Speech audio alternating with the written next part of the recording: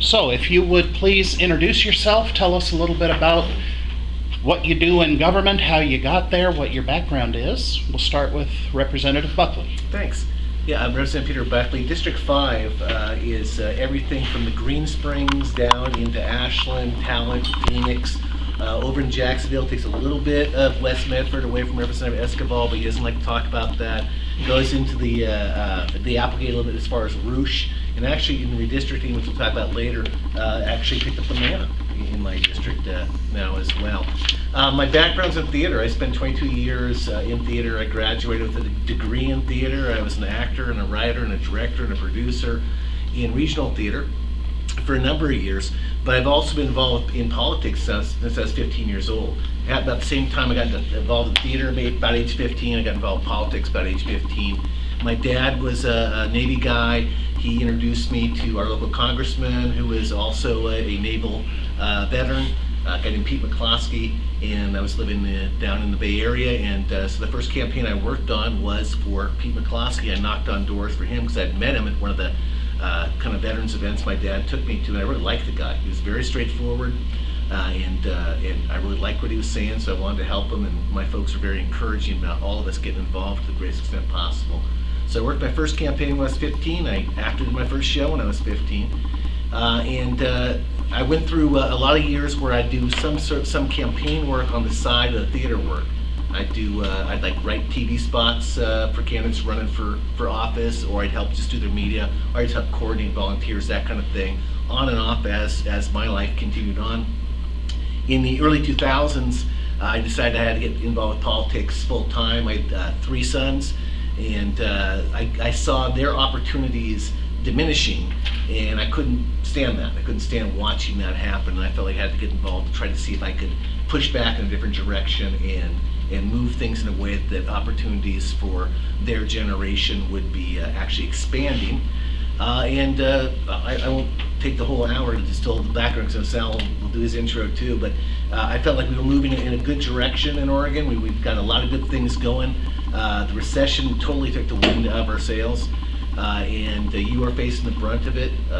Education funding, which I'm sure we'll talk about tonight, has been a huge issue with me from the start. We've been able to try to pull the state back moving forward in education investment through a lot of work in changing how we do public safety and how we do health care, because that helps. Those are the major drivers of the budget. And we're starting to reinvest in education, but we have a long way to go. So part of what I do in the legislature is I focus on the budget. I'm the House co-chair of the Joint Committee on Ways and Means, which is the Budget Committee. So that's what I do full-time. I focus on the budget full-time. Every now and then something else will come up, an issue will come up, and we'll get pulled into that, and I'll find my attention going towards that, but my major priority is the budget for the state. Thank you. Representative Esquivel. Yeah, I'm Sal Esquivel. This is my district here in the Medford area. I have most all of Medford. I have part of northeast Medford belongs to Representative McLean out of Powell Butte, so that's a pretty close one. That's one we missed on redistricting.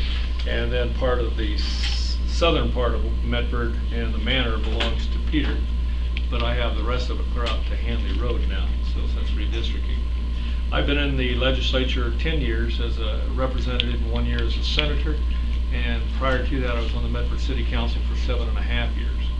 The reason I got involved in politics was because I was not pleased with what the City Council of Medford was doing. So someone heard me complain, and so they said, why don't you shut up and go run? And I did, and I won.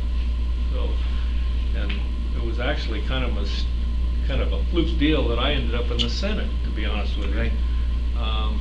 There was they needed to have 3 people to take to the commissioners, so I said, well, throw my name in and you'll have your 3rd person, because they had 2 other people picked out. I won the PCP vote, and then I won the commissioner vote, and took a year in the Senate and took Lynn Hannon's place. So I currently am on the Veterans and Emergency Services Committee, and also I'm Vice Chair of Ag and Natural Resource Committee.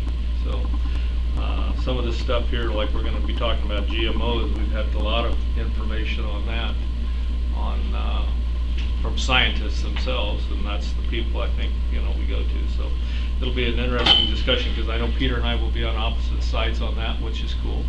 But you're going to find a unique situation here. Peter, when he was a freshman and I was a freshman, my party was in the majority. And so finally, after a couple, 2-3 months, I went up to Peter and said, "Is there anything I can help you with?" Because he didn't seem to... Wasn't very happy at the moment. Yeah, he was an unhappy camper. And he said, "Yeah, I have a bill in." And he said, "In fact, you're a co-sponsor on the bill." And told me what bill it was and what committee it was. So I went over and talked to the chair of the committee, and we brought that bill out, I think, 2 days later. That fast, yeah. And we passed that bill. So that's cooperative. We've worked, you look at this building, and it's because of our work is why you have this building. It isn't a matter of a Republican or Democrat when it comes to good things for the community. That's why Jacksonville has its trail. It's why we get rid of the Chubbs up in Diamond Lake. It was cooperative nature.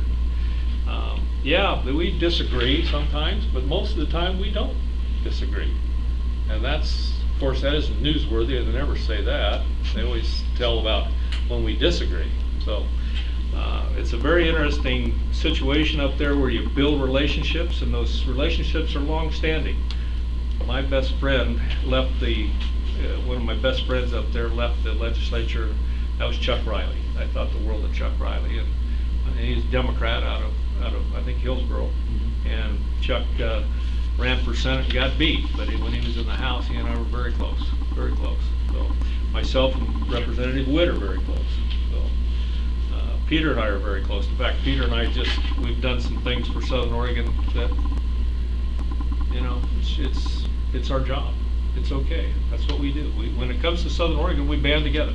So we're very, very blessed in this area to have a senator, some senators, some representatives that put that aside, the political part of it aside, and try to work for the betterment of Southern Oregon and for the state of Oregon.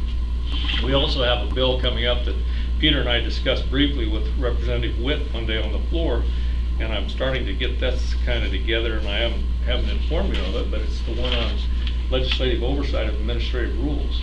So this is getting really wonky. Yeah. So this is like getting the weeds of the process. But yeah, when you pass a bill, you pass a bill from the legislature, and I know one of them's here listed tonight, and then rules are written to put the bill to make the bill go into place. And sometimes there's a total disconnect between the bill that you pass and the rules that are put in place to implement the bill. And was it the proficiency-based education bill is a great example of that. But so Sal's been pushing for a long time to how do we close that gap so that we actually pass legislation, and the legislation we pass is actually what happens going forward. And the reason we do that is because you have the intent of the law, the spirit of the law.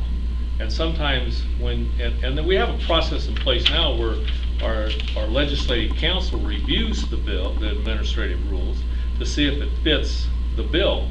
But they only do it in the aspect of how a judge or a lawyer would view it. They don't do it in the spirit of the law. So that's something that we're working on, and I've got a couple ideas that are forming up, and get Peter and I and probably several other people on that bill.